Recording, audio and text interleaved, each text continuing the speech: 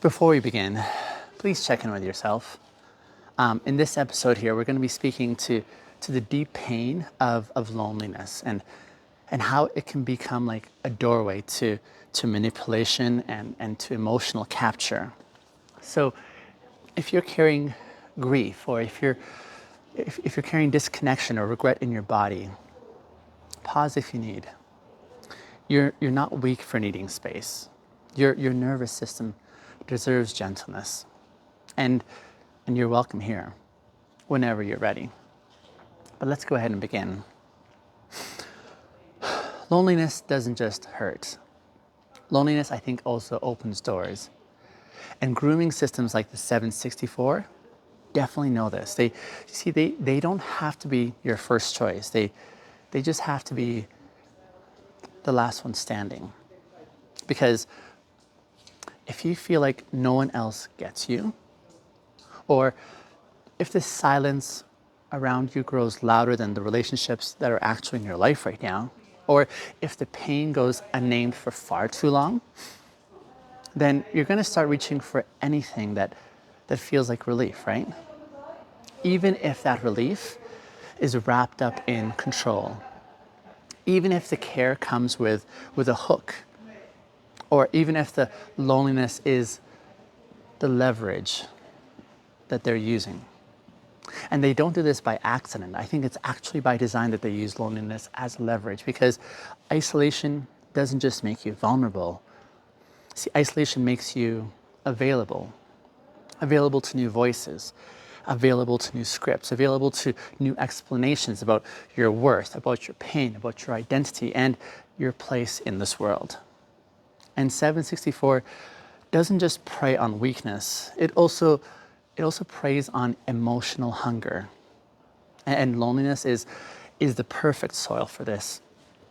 Because when you haven't been seen for a long time, even the counterfeit kind of care feels very sacred.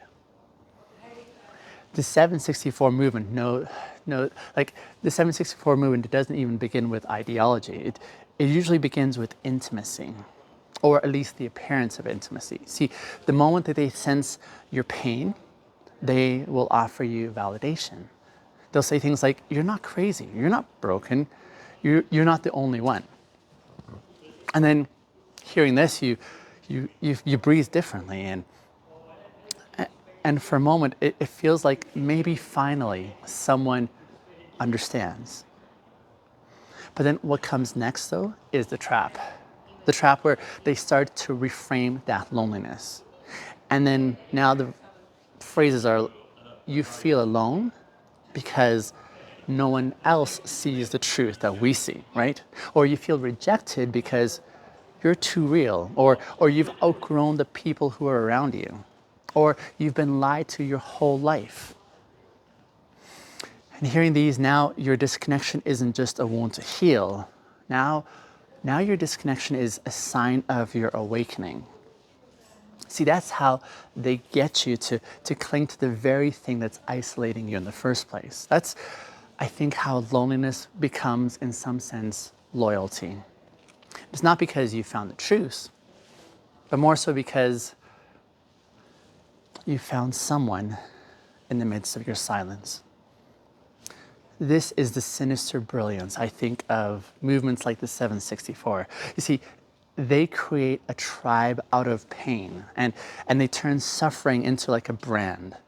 And then they take emotional starvation and turn that into recruitment. And then once you're on the inside, the care becomes very conditional. Stay in alignment, and then you'll get fed. But when you start asking questions, you get frozen out. When you push back, you'll get accused of betrayal. But by then, you've already sort of burned the bridges that were surrounding you in the first place. Because while they were validating you, they were also isolating you further from your former communities. They'll say things like, your friends just don't get it, right? Or your family isn't safe. Or therapy is really a scam. Or everyone else is really asleep. We're the only ones who are awakened. And then suddenly, Leaving doesn't feel like walking away from a belief system. Leaving feels more like walking away from the only place that you've experienced understanding in some sense. That's what makes loneliness so dangerous. See, it doesn't just feel painful, but it also distorts and it rewrites the map, if you will. It tells you that the pain means that you're alone, and being alone means that you deserve less, right? But consider this truth. Loneliness is not your fault. Loneliness is not your identity. See, you and I, we were built for connection. We were born for intimacy. And the pain in your chest is not a weakness. It's a compass that's pointing you back to where safety lives. But safety doesn't really come from proximity, though. Safety, I would say, comes from integrity. And that's where we begin to flip this whole system on its head, if you will. See, 764 may use loneliness as leverage, but we want to use integrity and intimacy as our resistance to this. Integrity would say something like, I'm not going to manipulate you into staying close. In fact, I'll tell you the truth, even if it's going to cost me this connection. And my care for you doesn't require your agreement. And intimacy would say, you don't have to earn my presence. You're safe to speak. You're safe to feel pain and to be messy. You can tell the truth here and still find belonging. See, that's the difference there. 764 would teach you to perform for connection, but real intimacy teaches you to rest in it.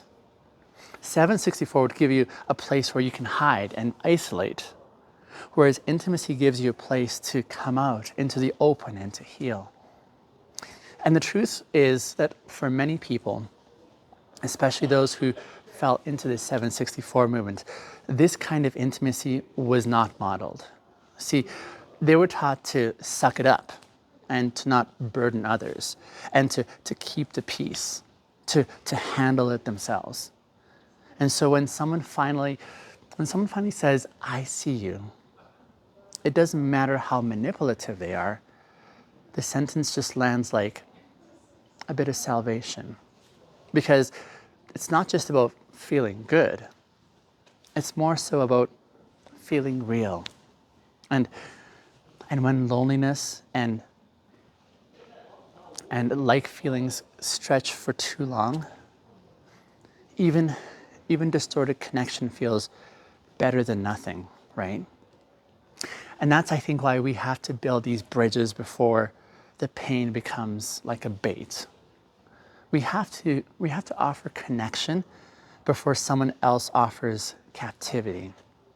I think we have to be the people who say, I'm not going to shame your silence, but I also won't let this silence become your story.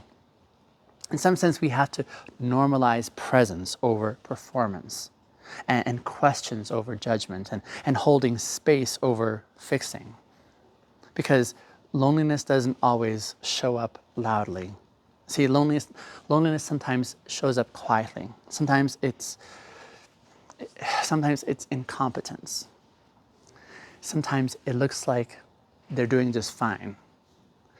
But underneath all this is a body that hasn't been touched, a voice that hasn't been heard, a story that hasn't really been honored.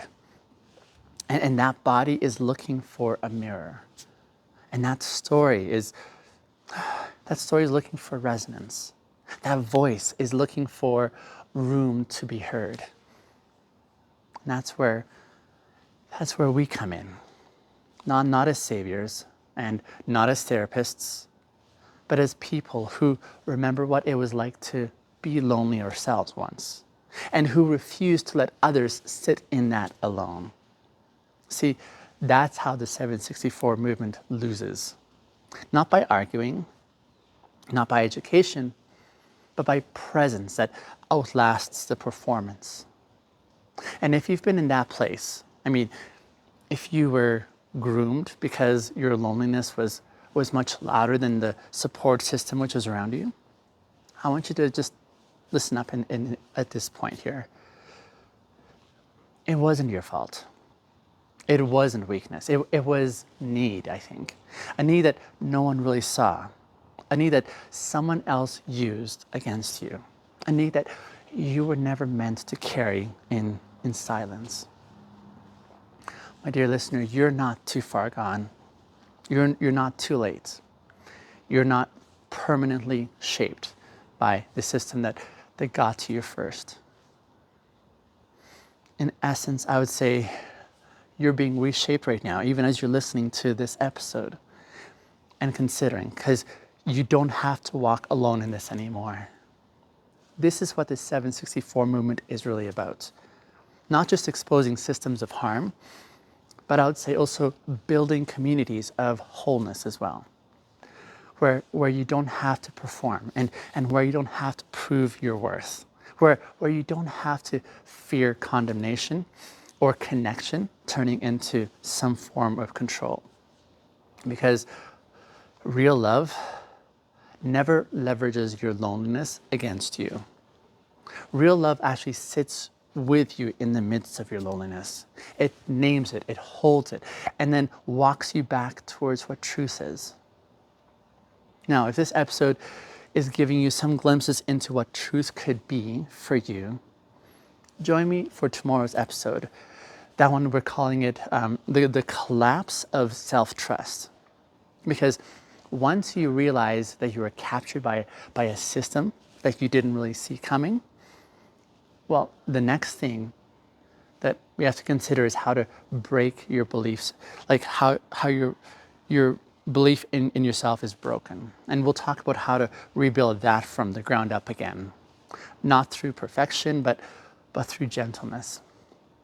But until then, offer someone presence today. Say the quiet thing. And never again let your loneliness become someone else's leverage. Appreciate you listening. I'll see you tomorrow.